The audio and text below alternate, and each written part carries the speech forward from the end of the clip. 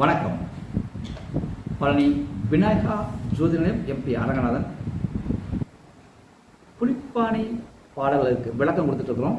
அந்த அடிப்படையில் இன்று செய்யுள் 64 பாடல் 64 சன்னியாசி யோகம்னா என்னன்னு சொல்லியிருக்காரு. ஒருத்தன் எப்ப சன்னியாசி ஆவான், அந்த ஜாதகத்தில் எந்த அமைப்பு இருந்தால் அவன் சன்னியாசி ஆவான்னு சொல்லியிருக்காரு. கேளப்பா ஈரைந்தில் முக்கோள் நிற்க கெடுதியுள்ள சன்னியாசி யோகம் யோகம். அப்படி கேளப்பா ஈரைந்தில் முக்கோள் நிற்க கேட்டுக்கொள். ஈரைந்து என்று சொல்லப்படக்கூடிய லக்கணத்திற்கு 10 ஈரஞ்சனா 10 முக்கோள் 3 கோள்கள் எந்த கோள்களாக தான் சரி இருந்தால் கெடுதியுள்ள சன்னியாசி யோகம் யோகம். அந்த ஜாதகன் சன்னியாசி யோகம் இருக்குது.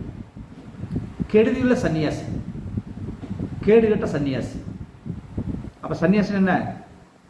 பிச்சை எடுக்கிற யோகம். பிச்சை எடுக்கிற கடுமையான யோகம், கடுமையான தோஷம் தானே. அத கெடுதியுள்ள சன்னியாசி யோகம் யோகம். அடுத்தது ஆளப்பா அத்தலத்தில் இருக்கோள் நிற்கில்.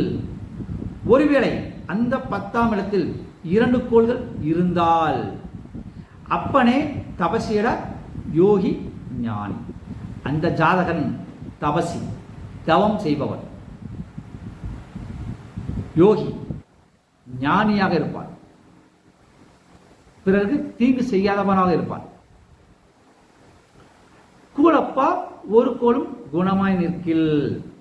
ஒருவேளை அந்த 10ஆம் இடத்தில் ஒரு கோள் மட்டும் இருந்தால், ஒரு கிரகம் மட்டும் இருந்தால் குவலயத்தில் புனிதனான ஞானி யோகி. அந்த ஜாதகன் இந்த பூமியில் புனிதனாக இருப்பான், நல்லவனாக இருப்பான், வல்லவனாக இருப்பான், ஞானியாக இருப்பான், ஞானம் பெற்றவனாக இருப்பான். வீரப்பா விண்ணுலக தேவரோடு. அந்த ஜாதகன் விண்ணுலக தேவர்களுடன் விதமாக வீட்டிருப்பான் ரிஷிகளோடே. அந்த ஜாதகன் விண்ணுலக தேவர்களோடு ரிஷிகளோடும் பழக்கம் கொள்பவனாக இருப்பான். அப்ப அவன் நல்ல சாமி கும்பவனாக இருப்பான் அர்த்தம். கேளப்பா ஈரைந்தில் முக்கோள் நிற்க கெடுதியுள்ள சன்னியாசி யோகம் யோகம். ஆளப்பா அத்தலத்தில் இருகோள் நிற்கில் அப்பனே தபசியராய் யோகி ஞானி. கூலப்பா ஒரு கோளும் குணமாய் நிற்கில் குவலயத்தில் புனிதனா ஞானி யோகி. வீரப்பா விண்ணுலக தேவரோடு விதமாக வீட்டிருப்பான் ரிஷிகளோடே. இன்னும் ஒரு செய்தியை சொல்கிறேன், கேட்டுக்கொள். லக்னத்திற்கு ஈரைந்து என்று சொல்லக்கூடிய 10ஆம் இடத்தில் 3 கிரகங்கள் சேர்க்கப்பட்டிருந்தால் அது கெடுதியை தரக்கூடிய சன்னியாசி யோகமாகும். அதே சமயம் அந்த 10ஆம் இடத்தில் 2 கோள்கள் நல்லா இருந்தால், நல்ல சேர்க்கப்பட்டிருந்தால் அந்த ஜாதகன் தவசீலன், யோக்கியமானவன், நல்லவன். ஒருவேளை அந்த 10ஆம் இடத்தில் ஒரு கோள் மட்டும் இருந்தால் இந்த பூமியில் அவன் புனிதனாக இருப்பான், நல்லவனுக்கு நல்லவனாக இருப்பான், வல்லவனுக்கு வல்லவனாக இருப்பான், ஞானியாக இருப்பான். விண்ணுலக தேவரோடும் ரிஷிகளோடும் விதமாக வீட்டிருப்பான். விண்ணுலக தேவன் என்ன? மேலே இருக்கிற கடவுள், மும்மூர்த்திகள், 33 தேவர்கள், அவங்கள நல்ல வழிபடுவான். ரிஷிகளோடும் இப்போ இருக்கிற சித்தர்கள் ரிஷிகளோடும் தொடர்பு இருக்கும். அவனுக்கு இந்த மாதிரி தொடர்பு கிடைக்கும். அவன் 10ஆம் இடத்துல ஏதாவது ஒரு கோள் இருந்தால் தான் அவன் நல்லவன். ஏதாவது ஒரு கோள் இருந்தால் அவனுக்கு நல்லது நடக்கும். 2 இருந்தால் அதோட நல்லது நடக்கும். 3 இருந்தால் பிச்சை எடுப்பான்.